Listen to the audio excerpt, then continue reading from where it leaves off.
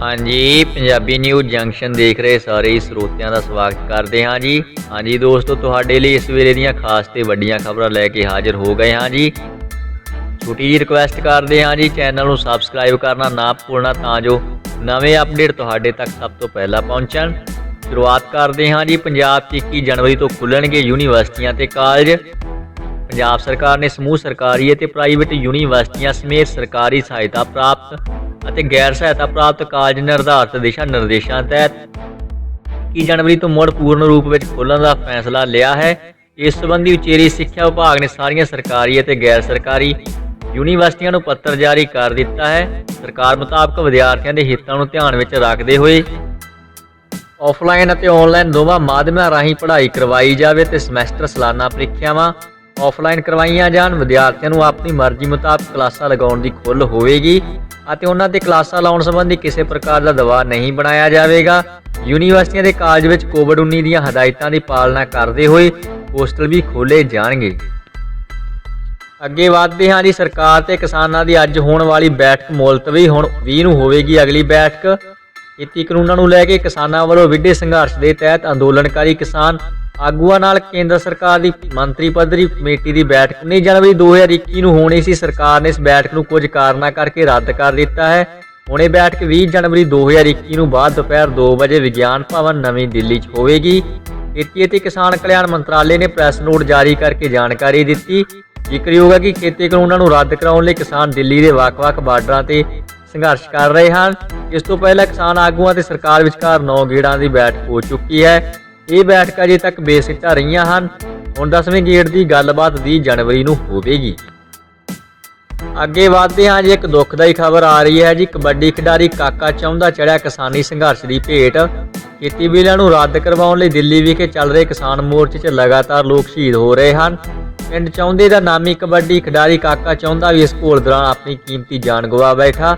ਕਬੱਡੀ ਖਿਡਾਰੀ ਸਰਬਾ ਚੌਂਦਾ ਤੇ ਪ੍ਰਦੀਪ ਟਟੋਲੀ ਨੇ ਦੱਸਿਆ ਕਿ ਕਬੱਡੀ ਖਿਡਾਰੀ ਕਾਕਾ ਚੌਂਦਾ ਨੇ ਨਿੱਕੀ ਉਮਰ 'ਚ ਕਬੱਡੀ 'ਚ ਨਾਮਣਾ ਖੱਟਦਿਆਂ ਪਿੰਡ ਦੇ ਇਲਾਕੇ ਦਾ ਨਾਮ ਰੌਸ਼ਨ ਕੀਤਾ ਸੀ। ਇਸ ਦੇ ਬਾਵਜੂਦ ਪਰਿਵਾਰਕ ਪਿਛੋਕੜ ਨਿਮਨ ਕਿਸਾਨੀ ਵਾਲਾ ਹੋਣ ਕਾਰਨ ਘਰੇਲੂ ਹਾਲਾਤ ਮਾੜੇ ਸਨ। ਉਹ ਖੇਤੀ ਕਾਨੂੰਨਾਂ ਖਿਲਾਫ ਵੀ ਪਹਿਲੇ ਦਿਨ ਤੋਂ ਹੀ ਸੰਘਰਸ਼ ਕਰਦਾ ਰਿਹਾ ਸੀ। ਹੁਣ ਵੀ ਕੁਝ ਦਿਨ ਪਹਿਲਾਂ ਹੀ ਦਿੱਲੀ ਤੋਂ ਪਰਤ ਕੇ 26 ਜਨਵਰੀ ਦੀ ਟਰੈਕਟਰ ਪਰੇਡ ਦੀ ਤਿਆਰੀ ਲਈ ਪਿੰਡਾਂ 'ਚ ਨੌਜਵਾਨਾਂ ਦੀਆਂ ਮੀਟਿੰਗਾਂ ਕਰਵਾ ਰਿਹਾ ਸੀ। ਬੀਤੀ ਰਾਤ ਅਚਾਨਕ ਛਾਤੀ 'ਚ ਦਰਦ ਉੱਠਣ ਕਾਰਨ ਉਸ ਦੀ ਹਾਲਤ ਵਿਗੜ ਗਈ ਤੇ ਉਸ ਦੀ ਮੌਤ ਹੋ ਗਈ। ਕਬੱਡੀ ਖਿਡਾਰੀਆਂ ਨੇ ਕਿਹਾ ਕਿ ਇਸ ਮੌਤ ਦੀ ਜ਼ਿੰਮੇਵਾਰ ਮੋਦੀ ਸਰਕਾਰ ਹੈ। ਕਬੱਡੀ ਖਿਡਾਰੀਆਂ ਨੇ ਮੰਗ ਕੀਤੀ ਕਿ ਮ੍ਰਿਤਕ ਦੇ ਪਰਿਵਾਰ ਨੂੰ ਸਰਕਾਰ ਵੱਲੋਂ ਮੁਆਵਜ਼ਾ ਦਿੱਤਾ ਜਾਵੇ। ਹਾਂਜੀ ਦੋਸਤੋ, ਇਸ ਕਬੱਡੀ ਖਿਡਾਰੀ ਦੀ ਆਤਮਾ ਦੀ ਸ਼ਾਂਤੀ ਲਈ ਕਮੈਂਟ ਬਾਕਸ ਵਿੱਚ ਵਾਹਿਗੁਰੂ ਜ਼ਰੂਰ ਲਿਖਣਾ ਜੀ। ਅੱਗੇ ਵਧਦੇ ਹਾਂ ਜੀ, ਦਿੱਲੀੋਂ ਬਿਮਾਰ ਪਰਤੇ ਪਿੰਡ ਔਲਖ ਦੇ ਨੌਜਵਾਨ ਪਰਵਿੰਦਰ ਦੀ ਮੌਤ। ਦਿੱਲੀ ਵਿਖੇ ਕਿਸਾਨੀ ਸੰਘਰਸ਼ ਦੌਰਾਨ ਬਿਮਾਰ ਹੋਏ ਨੌਜਵਾਨ ਦੀ ਸੋਮਵਾਰ ਨੂੰ ਇਲਾਜ ਦੌਰਾਨ ਮੌਤ ਹੋ ਗਈ। ਮ੍ਰਿਤਕ ਦੀ ਪਛਾਣ ਪਰਮਿੰਦਰ ਸਿੰਘ ਪੁੱਤਰ ਗੁਰਜੰਟ ਸਿੰਘ ਵਾਸੀ ਔਲਖ ਵਜੋਂ ਹੋਈ ਹੈ। ਉਕਤ ਨੌਜਵਾਨ ਪਿਛਲੇ ਦਿਨੀ ਭਾਰਤੀ ਕਿਸਾਨ ਯੂਨੀਅਨ ਸਿੰਧੂਪੁਰ ਦੇ ਮੈਂਬਰਾਂ ਨਾਲ ਟਿੱਕੀ ਬਾਰਡਰ ਤੇ ਗਿਆ ਸੀ, ਜਿੱਥੇ 3-4 ਦਿਨ ਪਹਿਲਾਂ ਹੀ ਉਸ ਦੀ ਤਬੀਅਤ ਖਰਾਬ ਹੋ ਗਈ ਸੀ, ਜਿਸ ਤੋਂ ਬਾਅਦ ਉਸ ਦੇ ਸਾਥੀਆਂ ਨੇ ਉਸ ਨੂੰ ਵਾਪਸ ਲਿਆ ਕੇ ਪਹਿਲਾਂ ਸਥਾਨਕ ਅਤੇ ਫਿਰ ਬਠਿੰਡਾ ਦੇ ਨਿੱਜੀ ਹਸਪਤਾਲ ਵਿੱਚ ਦਾਖਲ ਕਰਵਾ ਦਿੱਤਾ। ਉੱਥੇ ਸੋਮਵਾਰ ਨੂੰ ਇਲਾਜ ਦੌਰਾਨ ਉਸ ਦੀ ਮੌਤ ਹੋ ਗਈ ਹੈ। ਦੱਸਣਯੋਗ ਹੈ ਕਿ ਪਿਛਲੇ ਇੱਕ ਹਫ਼ਤੇ 'ਚ ਮਲੋਟ ਉਪ ਮੰਡਲ ਨਾਲ ਸੰਬੰਧਿਤ 4 ਕਿਸਾਨਾਂ ਦੀਆਂ ਮੌਤਾਂ ਹੋਈਆਂ ਹਨ, ਪਰ ਇਹ ਨੌਜਵਾਨ ਸਭ ਤੋਂ ਘੱਟ ਉਮਰ ਦਾ ਸੀ। ਹਾਂਜੀ ਦੋਸਤੋ, ਅੱਗੇ ਵਧਦੇ ਹਾਂ ਜੀ। ਅੰਦੋਲਨ ਕਰ ਰਹੇ ਕਿਸਾਨਾਂ ਨੂੰ ਧਮਕਾਉਣਾ ਕੇਂਦਰ ਸਰਕਾਰ ਲਈ ਸ਼ਰਮਨਾਕ। ਭਗਵੰਤ ਮਾਨ। ਆਮ ਆਦਮੀ ਪਾਰਟੀ ਨੇ ਕੇਂਦਰੀ ਏਜੰਸੀਆਂ ਵੱਲੋਂ ਕਿਸਾਨਾਂ ਅਤੇ ਉਹਨਾਂ ਦੀ ਮਦਦ ਕਰਨ ਵਾਲੀਆਂ ਸੰਸਥਾਵਾਂ ਨੂੰ ਭੇਜੇ ਜਾ ਰਹੇ ਨੋਟਿਸਾਂ ਦੀ ਸਖਤ ਸ਼ਬਦਾਂ ਵਿੱਚ ਨਿੰਦਿਆ ਕਰਦੇ ਹੋਏ ਸ਼ਰਮਨਾਕ ਕਰਾਰ ਦਿੱਤਾ ਹੈ। ਹੈੱਡਕੁਆਟਰ ਤੋਂ ਜਾਰੀ ਇੱਕ ਬਿਆਨ ਰਾਹੀਂ ਸੂਬਾ ਪ੍ਰਧਾਨ ਅਤੇ ਸੰਸਦ ਮੈਂਬਰ ਭਗਵੰਤ ਮਾਨ ਨੇ ਕਿਹਾ ਕਿ ਅੱਜ ਹੱਕ ਸੱਚ ਦੀ ਲੜਾਈ ਲੜ ਰਹੇ ਕਿਸਾਨ ਅੰਦੋਲਨ ਨੂੰ ਕੁਚਲਣ ਲਈ ਕੇਂਦਰੀ ਏਜੰਸੀਆਂ ਦਾ ਇਸਤੇਮਾਲ ਕਰਨਾ ਅਤੀ ਨਿੰਦਣਯੋਗ ਹੈ। ਉਹਨਾਂ ਕਿਹਾ ਕਿ ਖੇਤੀ ਨੂੰ ਬਚਾਉਣ ਲਈ ਵਿੱਢੇ ਅੰਦੋਲਨ ਵਿੱਚ ਸਮਰਥਨ ਕਰ ਰਹੀਆਂ ਵੱਖ-ਵੱਖ ਸੇਵਾ ਸੁਸਾਇਟੀਆਂ, ਸੰਸਥਾਵਾਂ ਤੇ ਪੱਤਰਕਾਰਾਂ ਨੂੰ ਨੋਟਿਸ ਭੇਜਣਾ ਸਰਕਾਰ ਦਾ ਘਟੀਆ ਕੰਮ ਹੈ। ਉਹਨਾਂ ਕਿਹਾ ਕਿ ਮੋਦੀ ਸਰਕਾਰ ਨੇ ਅੜੀਅਲ ਰਵੱਈਏ ਉੱਤੇ ਚੱਲਦੇ ਹੋਏ ਅੰਦੋਲਨ ਨੂੰ ਪਹਿਲਾਂ ਅੱਤਵਾਦੀ, ਖਾਲਿਸਤਾਨੀ, ਪਾਕਿਸਤਾਨ, ਚੀਨ ਦੇ ਏਜੰਟ ਦੱਸ ਕੇ ਬਦਨਾਮ ਕਰਨ ਦੀ ਕੋਸ਼ਿਸ਼ ਕੀਤੀ। ਜਦੋਂ ਇਹ ਚਾਲਾਂ ਨਾ ਚੱਲੀਆਂ ਤਾਂ ਹੁਣ ਆਪਣੇ ਅਧੀਨ NIA ਵਰਗੀਆਂ ਏਜੰਸੀਆਂ ਰਾਹੀਂ ਇਸ ਅੰਦੋਲਨ ਨੂੰ ਕੁਚਲਣ ਦੀ ਚਾਲ ਚੱਲ ਰਹੀ ਹੈ। ਉਹਨਾਂ ਕਿਹਾ ਕਿ ਕੇਂਦਰ ਦੀ ਮੋਦੀ ਸਰਕਾਰ ਦੋਗਲੀ ਨੀਤੀ ਖੇਡ ਰਹੀ ਹੈ। ਇੱਕ ਪਾਸੇ ਹੱਲ ਕੱਢਣ ਲਈ ਕਿਸਾਨ ਜਥੇਬੰਦੀਆਂ ਨਾਲ ਗੱਲਬਾਤ ਕਰ ਰਹੀ ਹੈ, ਦੂਜੇ ਪਾਸੇ ਕਿਸਾਨ ਆਗੂਆਂ ਤੇ ਉਹਨਾਂ ਦੀ ਮਦਦ ਕਰਨ ਵਾਲਿਆਂ ਨੂੰ ਧਮਕਾਉਣ ਲਈ NIA ਰਾਹੀਂ ਨੋਟਿਸ ਭੇਜੇ ਜਾ ਰਹੇ ਹਨ। ਉਹਨਾਂ ਕਿਹਾ ਕਿ ਕਿਸਾਨਾਂ ਵੱਲੋਂ ਕੀਤਾ ਜਾ ਰਿਹਾ ਸ਼ਾਂਤਮਈ ਅੰਦੋਲਨ ਵਿਸ਼ਵ ਭਰ ਦਾ ਸਭ ਤੋਂ ਵੱਡਾ ਅਤੇ ਲੰਬਾ ਚੱਲਣ ਵਾਲਾ ਅੰਦੋਲਨ ਇੱਕ ਨਵਾਂ ਇਤਿਹਾਸ ਰਚ ਰਿਹਾ ਹੈ। ਲੋਕਤੰਤਰ ਦੇਸ਼ ਵਿੱਚ ਲੋਕਤਾਂਤਰਿਕ ਢੰਗ ਨਾਲ ਕੀਤੇ ਜਾ ਰਹੇ ਸੰਘਰਸ਼ ਨੇ ਵਿਸ਼ਵ ਭਰ ਵਿੱਚ ਦੇਸ਼ ਦਾ ਨਾਂ ਉੱਚਾ ਕੀਤਾ ਹੈ। ਦੂਜੇ ਪਾਸੇ ਕੇਂਦਰੀ ਮੋਦੀ ਸਰਕਾਰ ਦੇਸ਼ ਨੂੰ ਬਦਨਾਮ ਕਰਨ ਲਈ ਮਾੜੀਆਂ ਚਾਲਾਂ ਚੱਲ ਰਹੀ ਹੈ। ਉਹਨਾਂ ਕਿਹਾ ਕਿ ਮੋਦੀ ਸਰਕਾਰ ਨੂੰ ਕਾਰਪੋਰੇਟ ਘਰਾਣਿਆਂ ਦੀ ਬਜਾਏ ਦੇਸ਼ ਦੀ ਜਨਤਾ ਦੀ ਗੱਲ ਸੁਣਨੀ ਚਾਹੀਦੀ ਹੈ। ਦੇਸ਼ ਦਾ ਕਿਸਾਨ ਇਹਨਾਂ ਕਾਨੂੰਨਾਂ ਦਾ ਵਿਰੋਧ ਕਰਦਾ ਹੋਇਆ ਰੱਦ ਕਰਨ ਦੀ ਮੰਗ ਕਰ ਰਿਹਾ ਹੈ। ਦੂਜੇ ਪਾਸੇ ਮੋਦੀ ਸਰਕਾਰ ਅੰਦੋਲਨ ਨੂੰ ਕੁਚਲਣ ਲਈ ਕੇਂਦਰੀ ਏਜੰਸੀਆਂ ਦੀ ਦੁਰਵਰਤੋਂ ਕਰਦੀ ਹੋਈ ਉਹਨਾਂ ਦਾ ਮਿਆਰ ਹੇਠਾਂ ਡੇਗ ਰਹੀ ਹੈ। ਉਹਨਾਂ ਮੰਗ ਕੀਤੀ ਕਿ ਕੇਂਦਰ ਸਰਕਾਰ ਲੋਕ ਵਿਰੋਧੀ ਚਾਲਾਂ ਚੱਲਣੀਆਂ ਬੰਦ ਕਰੇ ਤੇ ਕਿਸਾਨਾਂ ਦੀ ਸਿੱਧੀ ਅਤੇ ਸਧਾਰਨ ਮੰਗ ਨੂੰ ਮੰਨਦੇ ਹੋਏ ਤੁਰੰਤ ਤਿੰਨੇ ਕਾਲੇ ਕਾਨੂੰਨਾਂ ਨੂੰ ਰੱਦ ਕਰੇ। ਅੱਗੇ ਵਧਦੇ ਹਾਂ ਜੀ। ਪੱਟੀ ਕੋਲ ਪੁਲਿਸ ਅਤੇ ਬਦਮਾਸ਼ਾਂ ਦਰਮਿਆਨ ਮੁਕਾਬਲੇ 'ਚ ਬਦਮਾਸ਼ ਢੇਰ, 4 ਬਦਮਾਸ਼ ਹਥਿਆਰ ਤੇ ਨਗਦੀ ਸਣੇ ਕਾਬੂ।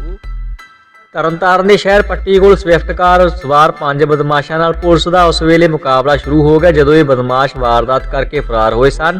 ਕਾਰ ਦੇ ਹਾਦਸਾਗ੍ਰਸਤ ਹੋਣ ਤੋਂ ਬਾਅਦ ਬਦਮਾਸ਼ ਇੱਕ ਵਿਆਹ ਪੈਲਸ ਵਿੱਚ ਜਾ ਵੜੇ ਜਿੱਥੇ ਸਮਾਗਮ ਹੋਣ ਜਾ ਰਿਹਾ ਸੀ।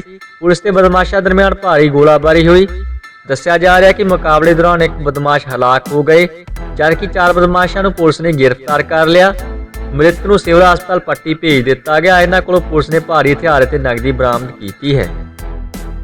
ਹਾਂਜੀ ਦੋਸਤੋ, ਪੰਜਾਬ ਵਿੱਚ ਦਿਨੋਂ ਦਿਨ ਵੱਧ ਰਹੇ ਅਪਰਾਧਿਕ ਮਾਮਲਿਆਂ ਨੂੰ ਲੈ ਕੇ ਤੁਹਾਡੇ ਕੀ ਵਿਚਾਰ ਨੇ ਕਮੈਂਟ ਬਾਕਸ ਵਿੱਚ ਜ਼ਰੂਰ ਦੱਸਣਾ ਜੀ।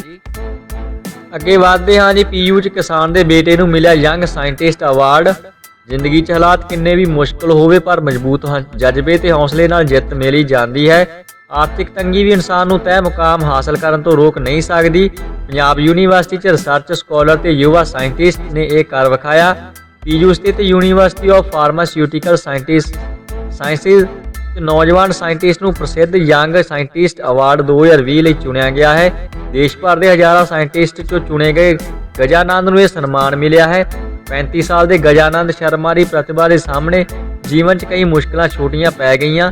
ਗਜਾਨੰਦ ਨੇ ਅਜੇ ਤੱਕ 80 ਤੋਂ ਜ਼ਿਆਦਾ ਸੋਧ ਪੱਤਰ ਵੱਖ-ਵੱਖ ਇੰਟਰਨੈਸ਼ਨਲ ਸੋਧ ਪੱਤਰਕਾਵਾਂ 'ਚ ਪ੍ਰਕਾਸ਼ਿਤ ਹੋ ਚੁੱਕੇ ਹਨ।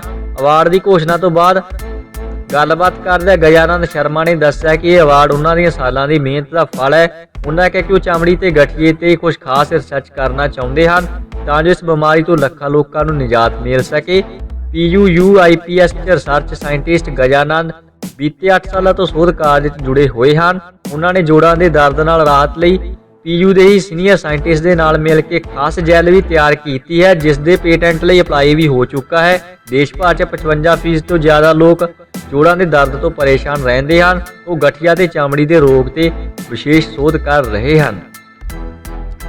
ਅੱਗੇ ਵਧਦੇ ਹਾਂ ਜੀ। ਕੌਮਾਂਤਰੀ ਵੈਟਲੈਂਡ ਪੌਂਗ ਡੈਮ ਝੀਲ ਦੇ ਲਾਗੇ 15 ਹੋਰ ਪ੍ਰਵਾਸੀ ਪੰਛੀਆਂ ਨੇ ਤੋੜਿਆ ਦਮ। ਕੌਮਾਂਤਰੀ ਵੈਟਲੈਂਡ ਪੌਂਗ ਡੈਮ ਝੀਲ ਦੇ ਲਾਗੇ ਪ੍ਰਵਾਸੀ ਪੰਛੀਆਂ ਦਾ ਬਰਡ ਫਲੂ ਨਾਲ ਮਰਨ ਦਾ ਸਿਲਸਿਲਾ 22ਵੇਂ ਦਿਨ ਵੀ ਜਾਰੀ ਹੈ। ਸੋਮਵਾਰ ਨੂੰ ਵੈਟਲੈਂਡ ਵਿੱਚ 15 ਪ੍ਰਵਾਸੀ ਪੰਛੀਆਂ ਦੀ ਮੌਤ ਹੋ ਗਈ। ਦੱਸਿਆ ਗਿਆ ਕਿ ਇੱਕ ਪ੍ਰਵਾਸੀ ਪੰਛੀ ਨੇ ਇੱਥੇ ਤੇ 14 ਨੇ ਨਗਰੋਟਾ ਸੂਰੀਆ ਵਿੱਚ ਦਮ ਤੋੜਿਆ। ਕੁੱਲ ਮਿਲਾ ਕੇ ਮਰਨ ਵਾਲਿਆਂ ਦੀ ਗਿਣਤੀ 4936 ਹੋ ਚੁੱਕੀ ਹੈ। ਹਾਲਾਂਕਿ ਪਿਛਲੇ ਕਰੀਬ 7 ਦਿਨਾਂ ਤੋਂ ਮੌਤ ਦਾ ਸਿਲਸਿਲਾ ਘਟ ਰਿਹਾ ਹੈ ਜੋ ਕਿ ਰਾਹਤ ਵਾਲੀ ਗੱਲ ਹੈ।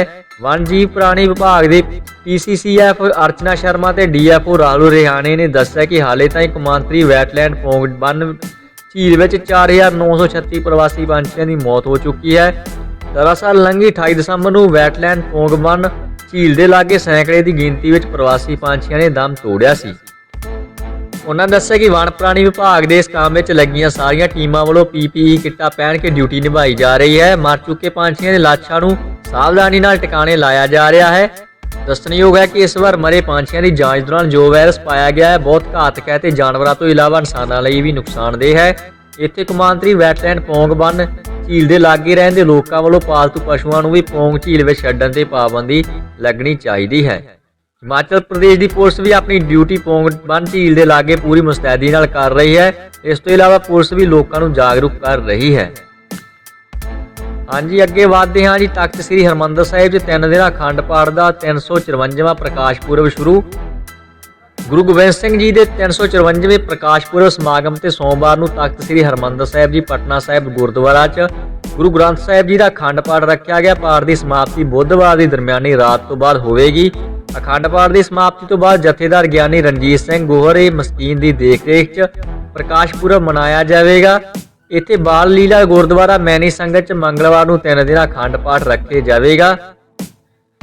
ਸਮਾਪਤੀ ਵੀਰਵਾਰ ਨੂੰ ਹੋਵੇਗੀ। ਇਸ ਤੋਂ ਬਾਅਦ ਦਸ਼ਮੇਸ਼ ਗੁਰੂ ਦਾ ਜਨਮ ਉਤਸਵ ਮਨਾਇਆ ਜਾਵੇਗਾ। ਪ੍ਰਕਾਸ਼ ਪੁਰਬ ਨੂੰ ਲੈ ਕੇ ਦੇਸ਼ ਦੇ ਵੱਖ-ਵੱਖ ਸੂਬਿਆਂ ਤੋਂ ਸੰਗਤ ਦਾ ਆਉਣਾ ਜਾਰੀ ਹੈ। ਹਾਂਜੀ ਦੋਸਤੋ, ਅੱਗੇ ਕੁਝ ਦੇਸ਼ ਦੀਆਂ ਖਬਰਾਂ ਦੇਖਦੇ ਹਾਂ ਜੀ। ਕਸ਼ਮੀਰੀ ਪੰਡਤ ਮੁਲਾਜ਼ਮਾਂ ਲਈ ਬਣਨਗੇ 40 ਕਰੋੜ 32 ਲੱਖ ਰੁਪਏ ਦੀ ਲਾਗਤ ਨਾਲ 336 ਘਰ।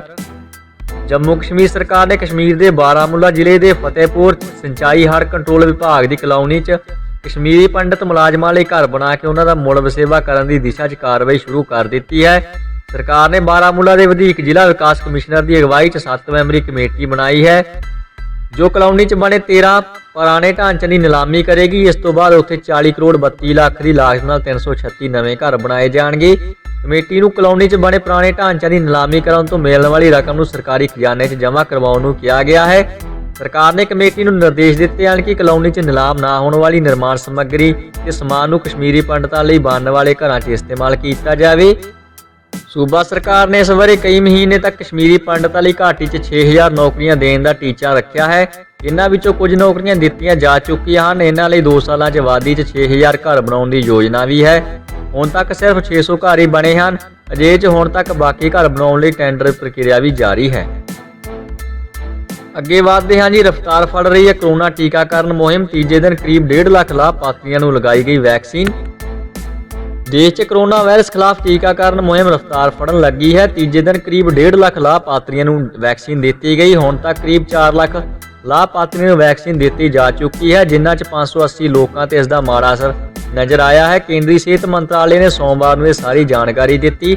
ਮੰਤਰਾਲੇ ਦੇ ਵਧੀਕ ਸਕੱਤਰ ਮਨੋਹਰ ਅਗਨਾਨੀ ਨੇ ਪੱਤਰਕਾਰਾਂ ਨੂੰ ਦੱਸਿਆ ਕਿ ਟੀਕਾਕਰਨ ਮੁਹਿੰਮ ਦੇ ਤੀਜੇ ਦਿਨ ਅਰਥਾਤ ਸੋਮਵਾਰ ਨੂੰ ਸ਼ਾਮ 5 ਵਜੇ ਤੱਕ ਦੇਸ਼ ਦੇ 25 ਸੂਬਿਆਂ ਤੇ ਕੇਂਦਰ ਸ਼ਾਸਿਤ ਪ੍ਰਦੇਸ਼ਾਂ 'ਚ 1,48,266 ਲਾਭਪਾਤਰੀਆਂ ਨੂੰ ਵੈਕਸੀਨ ਦਿੱਤੀ ਜਾ ਚੁੱਕੀ ਹੈ।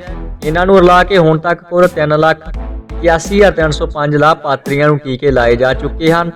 ਟੀਕਾਕਰਨ ਮੁਹਿੰਮ ਪਹਿਲੇ ਪੜਾਅ 'ਚ ਡਾਕਟਰ, ਨਰਸ ਤੇ ਸਿਹਤ ਸੇਵਾ ਨਾਲ ਜੁੜੇ ਲੋਕਾਂ ਨੂੰ ਵੈਕਸੀਨ ਦਿੱਤੀ ਜਾ ਰਹੀ ਹੈ। ਅਗਨਾਨੀ ਨੇ ਦੱਸਿਆ ਕਿ ਸੋਮਵਾਰ ਨੂੰ ਵੈਕਸੀਨ ਲੈਣ ਵਾਲਿਆਂ 'ਚ ਸਭ ਤੋਂ ਜ਼ਿਆਦਾ ਕਰਨਾਟਕ ਦੇ 36,888 ਲਾਭਪਾਤਰੀ ਸ਼ਾਮਲ ਸਨ। ਇਸ ਤੋਂ ਇਲਾਵਾ ਬਿਹਾਰ 'ਚ 8,656, ਮੱਧ ਪ੍ਰਦੇਸ਼ 'ਚ 6,665, ਦਿੱਲੀ ਦੇ 3,111, ਤਾਮਿਲਨਾਡੂ 'ਚ 7,628, ਤੇਲੰਗਾਨਾ 'ਚ 10,352, ਬੰਗਾਲ ਦੇ 11,588, ਅਸਾਮ ਦੇ 1,822, 7,070 ਲਾਭਪਾਤਰੀ ਵੀ ਤੀਜੇ ਦਿਨ ਟੀਕਾ ਲਗਵਾਉਣ ਵਾਲਿਆਂ 'ਚ ਸ਼ਾਮਲ ਰਹੇ। ਅੱਗੇ ਵਧਦੇ ਹਾਂ ਜੀ। ਖੇਤੀ ਕਾਨੂੰਨਾਂ ਨੂੰ ਲੈ ਕੇ ਕੇਂਦਰੀ ਮੰਤਰੀ ਤੋਮਰ ਦਾ ਬਿਆਨ। ਕਿਸਾਨਾਂ ਦੀ ਦਸ਼ਾ ਤੇ ਦਿਸ਼ਾ ਬਦਲਣਗੇ ਨਵੇਂ ਖੇਤੀ ਕਾਨੂੰਨ। ਅੰਦੋਲਨਕਾਰੀ ਕਿਸਾਨ ਜਥੇਬੰਦੀਆਂ ਨਾਲ ਸਰਕਾਰ ਦੀ 10ਵੇਂ ਦੌਰ ਦੀ ਮੰਗਲਵਾਰ ਨੂੰ ਹੋਣ ਵਾਲੀ ਗੱਲਬਾਤ ਤੋਂ ਪਹਿਲਾਂ ਸੋਮਵਾਰ ਨੂੰ ਖੇਤੀ ਮੰਤਰੀ ਨਰਿੰਦਰ ਤੋਮਰ ਨੇ ਤਿੰਨੋਂ ਖੇਤੀ ਕਾਨੂੰਨਾਂ ਦੀ ਜ਼ਬਰਦਸਤ ਤਾਰੀਫ ਕੀਤੀ। ਉਹਨਾਂ ਕਿਹਾ ਕਿ ਇਹਨਾਂ ਕਾਨੂੰਨਾਂ ਨਾਲ ਦੇਸ਼ ਦੇ ਕਿਸਾਨਾਂ ਦੀ ਦਸ਼ਾ ਤੇ ਦਿਸ਼ਾ ਬਦਲਣ ਵਾਲੀ ਹੈ। ਕਾਨੂੰਨੀ ਬੰਦਸ਼ਾਂ ਤੋਂ ਮੁਕਤ ਕਰਨ ਵਾਲੇ, ਪੈਦਾਵਾਰ ਦੇ ਵਾਜਬ ਮੁੱਲ ਦਿਵਾਉਣ ਵਾਲੇ, ਮਹਿੰਗੀਆਂ ਫਸਲਾਂ ਦੀ ਖੇਤੀ ਨੂੰ ਉਤਸ਼ਾਹਿਤ ਕਰਨ ਵਾਲੇ ਤੇ ਖੁਰਾਕ ਪ੍ਰੋਸੈਸਿੰਗ ਸਨਅਤ ਨਾਲ ਜੋੜਨ ਵਾਲੇ ਹਨ। ਖੇਤੀ ਸੁਧਾਰ ਕਿਸਾਨਾਂ ਲਈ ਮਦਦਗਾਰ ਸਾਬਤ ਹੋਣਗੇ। ਤੋਮਰ ਸੋਮਵਾਰ ਨੂੰ ਰਾਸ਼ਟਰੀ ਸਹਿਕਾਰੀ ਪ੍ਰਬੰਧਨ ਸੰਸਥਾਨ 'ਚ ਹੋਏ ਪੇਂਡੂ ਸਵੈ ਸੇਵੀ ਸੰਸਥਾਵਾਂ ਦੇ ਰਾਸ਼ਟਰੀ ਸੰਮੇਲਨ 'ਚ ਬੋਲ ਰਹੇ ਸਨ। ਜਦਕਿ ਸਮਾਗਮ ਤੋਂ ਬਾਅਦ ਪੱਤਰਕਾਰਾਂ ਨਾਲ ਗੱਲਬਾਤ 'ਚ ਤੋਮਰ ਨੇ ਕਿਹਾ ਕਿ ਮੰਗਲਵਾਰ ਨੂੰ ਗੱਲਬਾਤ 'ਚ ਕਿਸਾਨ ਜਥੇਬੰਦੀਆਂ ਬਦਲਾਂ ਤੇ ਚਰਚਾ ਕਰਨਗੀਆਂ ਤਾਂ ਹੱਲ ਜ਼ਰੂਰ ਨਿਕਲੇਗਾ। ਸੰਮੇਲਨ 'ਚ ਤੋਮਰ ਨੇ ਕਿਹਾ ਕਿ ਜਦੋਂ ਵੀ ਕੋਈ ਚੰਗੀ ਚੀਜ਼ ਹੁੰਦੀ ਹੈ ਤਾਂ ਉਸ ਵਿੱਚ ਰੁਕਾਵਟਾਂ ਆਉਂਦੀਆਂ ਹੀ ਹਨ। ਉਹਨਾਂ ਦਾ ਇਸ਼ਾਰਾ ਖੇਤੀ ਸੁਧਾਰ ਨੂੰ ਲੈ ਕੇ ਚਲਾਏ ਜਾ ਰਹੇ ਕਿਸਾਨ ਅੰਦੋਲਨ ਵੱਲ ਸੀ। ਉਹਨਾਂ ਕਿਹਾ ਕਿ ਦੇਸ਼ ਭਰ 'ਚ ਭਰਮ ਫੈਲਾਇਆ ਜਾ ਰਿਹਾ ਕਿ ਘੱਟੋ ਘੱਟ ਸਮਰਥਨ ਮੁੱਲ ਖਤਮ ਹੋਣ ਜਾ ਰਿਹਾ ਹੈ, ਜਦਕਿ ਸਰਕਾਰ ਵਾਰ-ਵਾਰ ਕਈ ਮੰਚਾਂ ਤੇ ਸਪਸ਼ਟ ਕਰ ਚੁੱਕੀ ਹੈ ਕਿ MSP ਜਾਰੀ ਰਹੇਗੀ ਤੇ ਸਰਕਾਰੀ ਖਰੀਦ ਹੁੰਦੀ ਰਹੇਗੀ। ਹੁਣ ਤਾਂ ਸਰਕਾਰ ਨੇ ਦਾਲਾਂ ਤੇ ਤੇਲਾਂ ਨੂੰ ਵੀ MSP 'ਚ ਸ਼ਾਮਲ ਕਰ ਦਿੱਤਾ ਹੈ ਤੇ ਉਹਨਾਂ ਦੀ ਪੈਦਾਵਾਰ ਦੀ ਖਰੀਦ ਵੀ ਸ਼ੁਰੂ ਕਰ ਦਿੱਤੀ ਹੈ। ਖੁਰਾਕੀ ਪੈਦਾਵਾਰ 'ਚ ਸਰਪਲਸ ਦੇਸ਼ ਹੋਣ ਦਾ ਦਾਅਵਾ ਕਰਦੇ ਹੋਏ ਤੋਮਰ ਨੇ ਖੇਤੀ ਖੇਤਰ 'ਚ ਅਸੰਤੁਲਨ ਤੇ ਡੂੰਘੀ ਚਿੰਤਾ ਪ੍ਰਗਟਾਈ। ਉਹਨਾਂ ਕਿਹਾ ਕਿ ਵੱਡੇ ਤੇ ਛੋਟੇ ਕਿਸਾਨਾਂ ਦੇ ਹਾਲਾਤ ਵੱਖ ਹਨ। ਇਸੇ ਦੇ ਮੱਦੇਨਜ਼ਰ ਸਰਕਾਰ ਨੇ ਛੋਟੇ ਕਿਸਾਨਾਂ ਲਈ ਸਬਸਿਡੀ MSP 'ਚ ਉਹਨਾਂ ਦੀ ਹਿੱਸੇਦਾਰੀ ਵਧਾਉਣ, ਟੈਕਨੋਲੋਜੀ ਤੇ ਮਾਰਕੀਟ ਲਿੰਕ ਵਰਗੇ ਲਾਭ ਦੇਣ ਲਈ ਕਈ ਉਪਾਅ ਕੀਤੇ ਹਨ।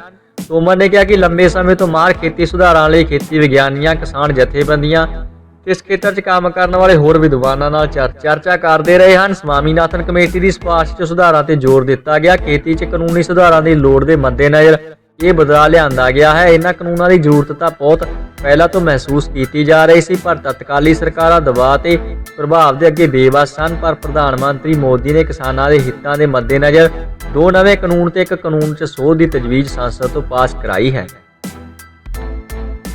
ਅੱਗੇ ਵਧਦੇ ਹਾਂ ਜੀ। ਗਣਤੰਤਰ ਦਿਵਸ ਪਰੇਡ 'ਚ ਪਹਿਲੀ ਵਾਰ ਸ਼ਾਮਲ ਹੋਵੇਗਾ ਰਾਫੇਲ। ਰਾਸ਼ਟਰੀ ਰਾਜਧਾਨੀ ਦਿੱਲੀ 'ਚ ਗਣਤੰਤਰ ਦਿਵਸ ਮੌਕੇ ਹੋਣ ਵਾਲੀ ਪਰੇਡ 'ਚ ਇਸ ਵਾਰ ਲੜਾਕੂ ਜੰਗੀ ਜਹਾਜ਼ ਰਾਫੇਲ ਵੀ ਸ਼ਾਮਲ ਹੋਵੇਗਾ। ਫਲਾਈ ਪਾਸਟ ਦੀ ਸਮਾਪਤੀ ਰਾਫੇਲ ਜਹਾਜ਼ ਦੀ ਉਡਾਨ ਨਾਲ ਹੋਵੇਗੀ। ਪਰੇਡ 'ਚ ਫਲਾਈ ਪਾਸਟ ਦੀ ਸਮਾਪਤੀ ਵਰਟੀਕਲ ਚਾਰਲੀ ਫਾਰਮੇਸ਼ਨ 'ਚ ਉਡਾਨ ਨਾਲ ਹੋਵੇਗੀ। ਹਵਾਈ ਫੌਜ 'ਚ ਵਿੰਗ ਕਮਾਂਡਰ ਇੰਦਰਨੀਲ ਨੰਦੀ ਨੇ ਸੋਮਵਾਰ ਨੂੰ ਦੱਸਿਆ ਕਿ ਵਰਟੀਕਲ ਚਾਰਲੀ ਫਾਰਮੇਸ਼ਨ ਤਹਿਤ ਜਹਾਜ਼ ਹੇਠਲੇ ਵਿਸਤਾਰ ਤੋਂ ਉੱਪਰ ਉਡਾਨ ਭਰਦੇ ਹਨ ਤੇ ਕਲਾਬਾਜ਼ੀ ਕਰਦਿਆਂ ਉੱਪਰਲੇ ਵਿਸਤਾਰ ਨੂੰ ਛੋਹ ਲੈਂਦੇ ਹਨ। ਇਸ ਫਲਾਈ ਪਾਸਟ 'ਚ ਇੱਕ ਰਾਫੇਲ ਉਡਾਨ ਭਰੇਗਾ। ਇਸ ਸਾਲ ਗਣਤੰਤਰ ਦਿਵਸ ਪਰੇਡ 'ਚ ਹਵਾਈ ਫੌਜ ਦੇ ਕੁੱਲ 38 ਜਹਾਜ਼ ਸ਼ਾਮਲ ਹੋਣਗੇ ਤੇ 4 ਜਹਾਜ਼ ਭਾਰਤੀ ਥਲ ਸੈਨਾ ਦੇ ਹੋਣਗੇ। ਜ਼ਿਕਰਯੋਗ ਹੈ ਕਿ ਪਿਛਲੇ ਸਾਲ ਫਰਾਂਸ ਤੋਂ 8 ਰਾਫੇਲ ਜੈਟ ਜਹਾਜ਼ ਭਾਰਤ ਆਏ ਹਨ। ਭਾਰਤ ਨੇ ਫਰਾਂਸ 'ਚ ਅਜੇ 36 ਰਾਫੇਲ ਖਰੀਦਣ ਦਾ ਸੌਦਾ ਕਰੀਬ 59,000 ਕਰੋੜ 'ਚ ਕੀਤਾ ਹੋਇਆ ਹੈ। ਅਗਲੇ 2 ਸਾਲਾਂ ਦੇ ਅੰਦਰ 36 ਰਾਫੇਲ ਹਵਾਈ ਫੌਜ 'ਚ ਸ਼ਾਮਲ ਹੋ ਜਾਣਗੇ। ਇਹਨਾਂ ਜਹਾਜ਼ਾਂ ਦੇ ਸ਼ਾਮਲ ਹੋਣ ਨਾਲ ਹਵਾਈ ਫੌਜ ਦੀ ਤਾਕਤ 'ਚ ਕਾਫੀ ਇਜ਼ਾਫਾ ਹੋਵੇਗਾ। ਖਾਸ ਤੌਰ ਤੇ ਜਿਸ ਤਰ੍ਹਾਂ ਲਦਾਖ 'ਚ ਚੀਨ ਨਾਲ ਤਣਾਅ ਚੱਲ ਰਿਹਾ ਹੈ, ਉਸ 'ਚ ਭਾਰਤ ਨੂੰ ਹਵਾਈ ਤਾਕਤ 'ਚ बढ़त ਮਿਲੇਗੀ। ਇਸ ਜੰਗੀ ਜਹਾਜ਼ 'ਚ ਮੈਕਿਊਰ, ਸਕਲਪ, ਮਾਈਕਾ ਵਰਗੀਆਂ ਮਿਜ਼ਾਈਲਾਂ ਲੱਗਣ ਨਾਲ ਇਹ ਜਹਾਜ਼ ਬਹੁਤ ਖਤਰਨਾਕ ਹੋ ਜਾਂਦਾ ਹੈ, ਜਿਹੜਾ ਹਵਾ ਤੋਂ ਹਵਾ 'ਚ ਜ਼ਮੀਨ ਤੇ ਦੁਸ਼ਮਣਾਂ ਨੂੰ ਮਾਰ ਸੁੱਟਦਾ ਹੈ। ਇਹੀ ਨਹੀਂ, ਇਹ ਜਹਾਜ਼ ਇਕੱਠੇ ਕਈ ਮਿਸ਼ਨਾਂ ਨੂੰ ਅੰਜਾਮ ਦੇ ਸਕਦਾ ਹੈ।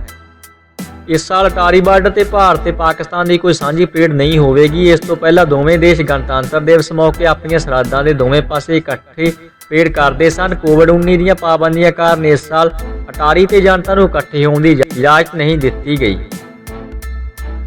ਅੱਗੇ ਵਧਦੇ ਹਾਂ ਜੀ। ਰਾਮ ਮੰਦਿਰ ਨਿਰਮਾਣ ਲਈ ਗੁਜਰਾਤੀ ਵਪਾਰੀ ਨੇ ਦਿੱਤਾ 11 ਕਰੋੜ ਦਾ ਚੰਦਾ।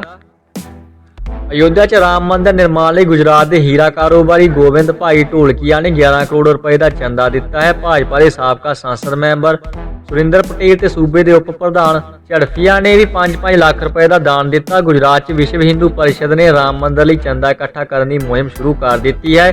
ਸੂਰਤ ਦੇ ਹੀਰਾ ਵਪਾਰੀ ਤੇ ਰਾਮਕ੍ਰਿਸ਼ਨ ਡਾਇਮੰਡ ਦੇ ਮਾਲਕ ਗੋਬਿੰਦ ਭਾਈ ਢੋਲਕੀਆ ਨੇ ਭਗਵਾਨ ਸ਼੍ਰੀ ਰਾਮ 'ਚ ਆਸਥਾ ਕਾਰਨ ਮੰਦਿਰ ਨਿਰਮਾਣ ਲਈ 11 ਕਰੋੜ ਰੁਪਏ ਦਾ ਦਾਨ ਦਿੱਤਾ ਹੈ।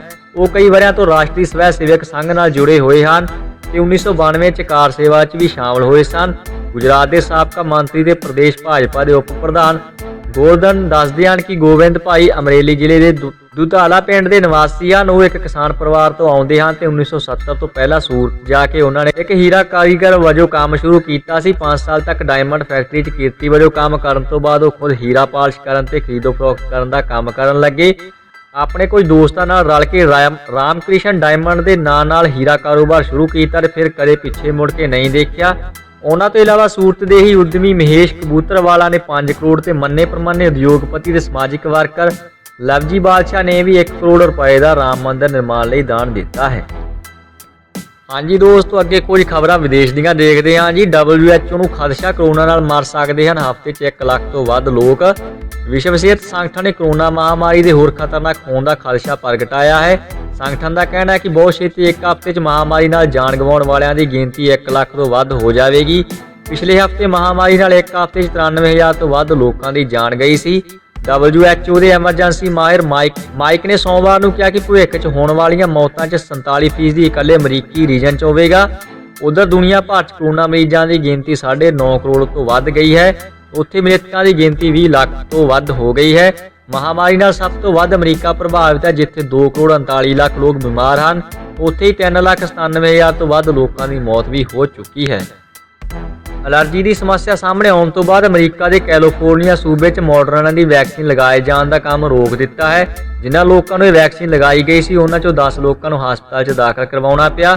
ਬਿਆਨ 'ਚ ਕਿਹਾ ਗਿਆ ਕਿ ਇਸ ਮਹੀਨੇ ਦੇ ਸ਼ੁਰੂ 'ਚ ਇਸ ਵਿਸ਼ੇਸ਼ ਦੀਆਂ 3,30,000 ਤੋਂ ਵੱਧ ਖੁਰਾਕਾਂ 287 ਸਿਹਤ ਕੇਂਦਰਾਂ 'ਚ ਪਹੁੰਚਾਈਆਂ ਗਈਆਂ ਸਨ ਤੇ FDA ਤੇ CDC ਇਸ ਬੈਚ ਦੀ ਸਮੀਖਿਆ ਕਰ ਰਿਹਾ ਹੈ। ਉਧਰ ਕੈਲੀਫੋਰਨੀਆ 'ਚ ਮਰੀਜ਼ਾਂ ਦੀ ਗਿਣਤੀ 30 ਲੱਖ ਤੋਂ ਵੱਧ ਹੋ ਗਈ ਹੈ। ਪਿਛਲੇ 24 ਘੰਟਿਆਂ 'ਚ 32,904 ਨਵੇਂ ਮਾਮਲੇ ਵੀ ਸਾਹਮਣੇ ਆਏ ਹਨ। ਉੱਥੇ ਹੀ 418 ਲੋਕਾਂ ਦੀ ਮੌਤ ਵੀ ਹੋਈ ਹੈ।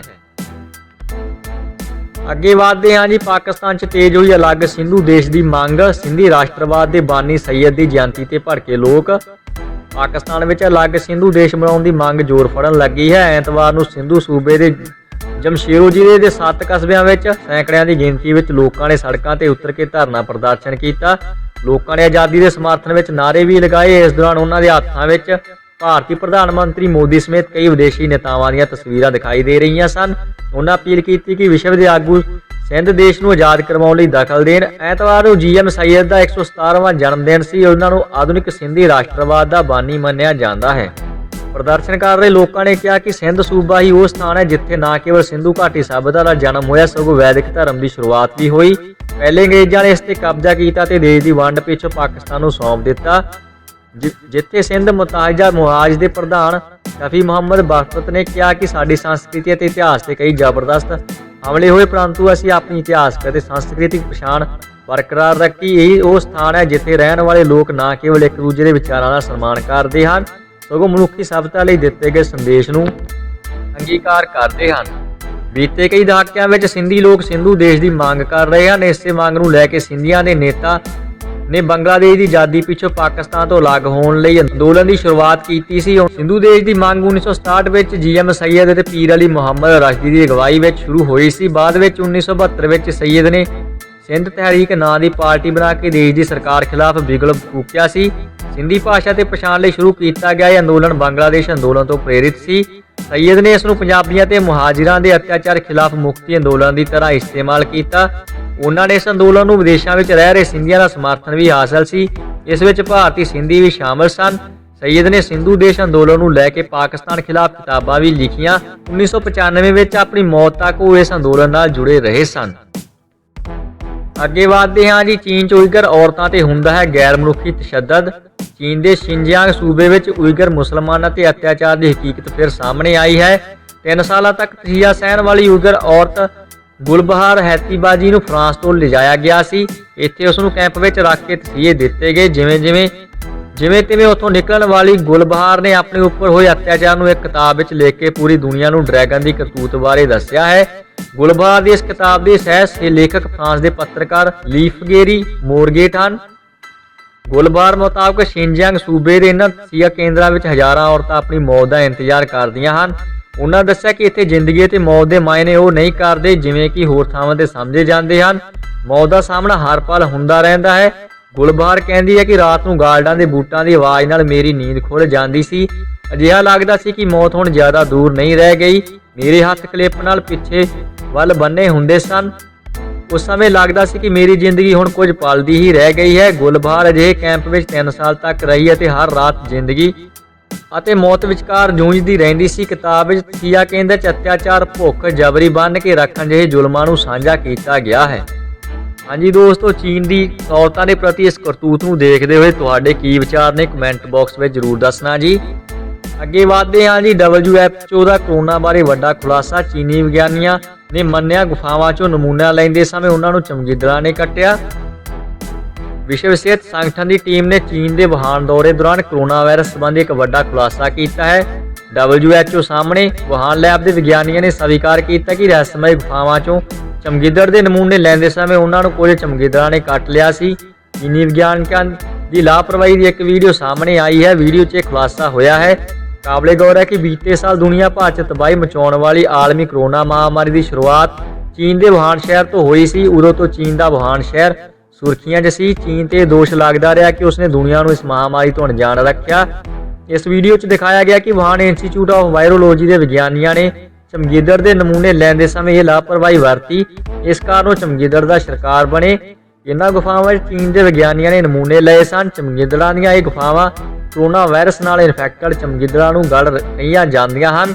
ਉਹਨਾਂ ਨੂੰ ਇਸ ਗੱਲ ਦਾ ਪਤਾ ਸੀ ਕਿ ਗੁਫਾ 'ਚ ਮੌਜੂਦ ਚਮਗਿੱਦੜ ਖਤਰਨਾਕ ਤੇ ਇਨਫੈਕਟਡ ਸਾਬਤ ਹੋ ਸਕਦੇ ਹਨ। ਵੀਡੀਓ 'ਚ ਵਿਗਿਆਨੀਆਂ ਨੇ ਟੀ-ਸ਼ਰਟ ਪਹਿਨ ਰੱਖੀ ਸੀ ਤਾਂ ਕੁਝ ਬੇਫਿਕਰ ਹੋ ਕੇ ਚਮਗਿੱਦੜਾਂ ਨੂੰ ਫੜੀ ਦਿਖ ਰਹੇ ਸਨ। ਇਸ ਕਾਰਨ ਟੀਮ 'ਚ ਮੌਜੂਦ ਇੱਕ ਮੈਂਬਰ ਨੂੰ ਚਮਗਿੱਦੜ ਨੇ ਕੱਟ ਲਿਆ।